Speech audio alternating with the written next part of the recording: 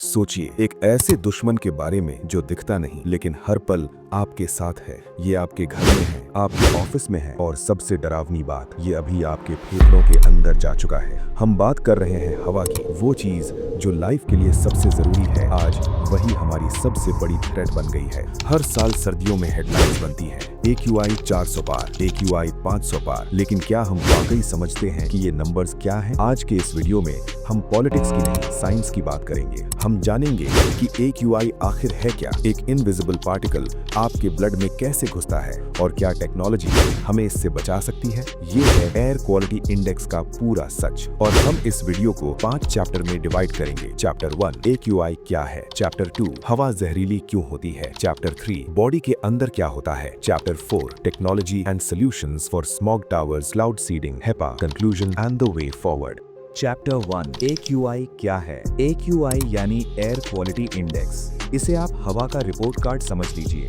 जैसे थर्मामीटर बुखार नापता है, AQI हवा की गंदगी नापता है। इंडिया में हम 0 से 500 का स्केल यूज करते हैं। 0 से 50 गुड यानी ग्रीन, 51 से 100 सैटिस्फैक्ट्री, 101 से 200 मॉडरेट, 201 से 300 पुअर, 301 से 400 वेरी पुअर, 400 प्लस सिवियर यानी इमरजेंसी। लेकिन ये नंबर्स बढ़ते क्यों हैं? इसका मेन विलन है पार्टिकुलेट मैटर या PM। यहाँ साइंस समझना जरूरी है। हवा में 2 तरह के पार्टिकल्स होते हैं, PM10 और PM2.5। PM का मतलब है पार्टिकुलेट मैटर। इमेजिन कीजिए अपने बाल यानी हेयर को। एक ह्यूमन हेयर की मोटाई लगभग 50 से 70 माइक्रॉन्स होती है। PM2.5 उस बाल से लगभग 30 गुना छोटा होता है। ये इतना छोटा है कि ये आपकी नाक के नेचुरल फिल्टर्स को बाईपास करके सीधा लंग्स में और वहां से खून यानी ब्लड स्ट्रीम में घुस सकता है। AQI कैलकुलेशन में 8 पोल्यूटेंट्स को ट्रैक किया जाता है, PM10, PM2.5, NO2 nitrogen dioxide, SO2 sulphur dioxide, CO carbon monoxide, ozone यानी O3, अमोनिया यानी NH3 और लेड यानी PB। इन सब का कॉम्प्लेक्स कैलकुलेशन करके एक नंबर निकलता है जिसे हम AQI कहते हैं। चैप्टर 2 हवा जहरीली क्यों होती है। सवाल ये है कि ठंड आते ही AQI अचानक स्पाइक क्यों करता है। क्या समर में पोल्यूशन नहीं होता है, लेकिन हमें दिखता नहीं। इसके पीछे फिजिक्स का एक कॉन्सेप्ट है, टेम्परेचर इन्वर्जन। गर्मियों में जमीन गर्म होती है, हवा गर्म होकर ऊपर उठती है और पोल्यूटेंट्स को अपने साथ ऊपर एटमॉस्फेयर में ले जाती है, डिस्पर्जन हो जाता है। लेकिन सर्दियों में जमीन ठंडी होती है, हवा भारी हो जाती है और ऊपर नहीं उठ पाती। ऊपर से एक लिड या ढक्कन की तरह गर्म हवा की लेयर पोल्यूटेंट्स को नीचे दबा देती है। पूरा शहर एक बंद कमरे जैसा बन जाता है जहां धुआं बाहर नहीं जा सकता। Sources of pollution. Satellite images दिखाती हैं कि पंजाब और हरियाणा में खेत जलाए जाते हैं।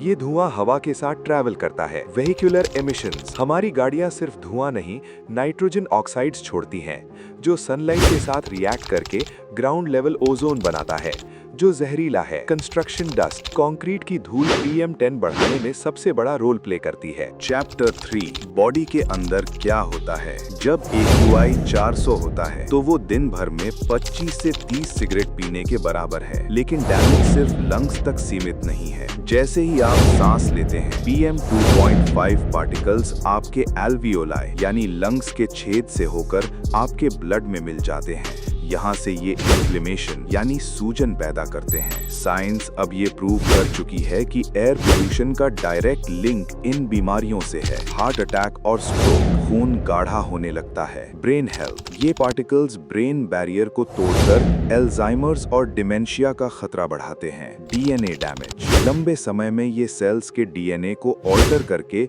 लंग कैंसर का कारण बनता है, भले ही आपने कभी सिगरेट न पी हो। Chapter 4 technology and solutions. तो क्या हम हार मान लें? बिल्कुल नहीं। टेक्नोलॉजी के पास इसके जवाब है, बस स्केल की जरूरत है। बड़े बड़े एयर प्यूरिफायर्स या स्मॉग टावर्स लगाए गए। साइंस कहती है कि ये ओपन एनवायरनमेंट में वैक्यूम क्लीनर चलाने जैसा है। ये लिमिटेड एरिया यानी 100 से 200 मीटर्स में असर दिखाते हैं, लेकिन पूरे शहर के लिए ये प्रैक्टिकल सॉल्यूशन नहीं है। आर्टिफिशियल रेन या क्लाउड सीडिंग। आईआईटी कानपुर और साइंटिस्ट क्लाउड सीडिंग पर काम कर रहे हैं। इसमें हम बादलों में सिल्वर आयोडाइड स्प्रे करते हैं ताकि बारिश हो और पोल्यूटेंट्स नीचे बैठ जाएं।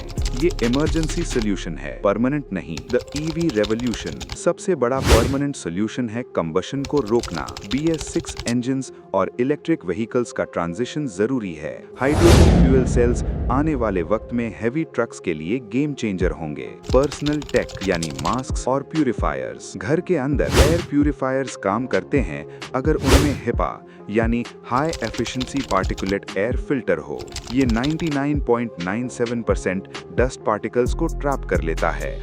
बाहर जाते वक्त N95 मास्क जरूरी है क्योंकि कपड़े का मास्क PM 2.5 को नहीं रोक सकता। कंक्लूजन, AQI का बढ़ना सिर्फ सरकार की नाकामी नहीं, हमारी लाइफस्टाइल का बाय प्रोडक्ट है। हमने देखा है लॉकडाउन के दौरान जब हम रुक गए तो नेचर ने खुद को हील किया।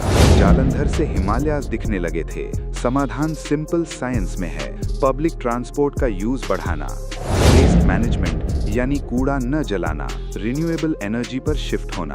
टेक्नोलॉजी हमें टेम्पररी रिलीफ दे सकती है, लेकिन साफ हवा कोई ऐप डाउनलोड करने से नहीं मिलेगी। इसके लिए हमें अपनी आदतें बदलनी होंगी, क्योंकि अंत में सांस लेने का अधिकार सबका है। अगर आपको ये साइंटिफिक डीप डाइव पसंद आया तो इस वीडियो को शेयर करें। से यस टू क्लीन एयर।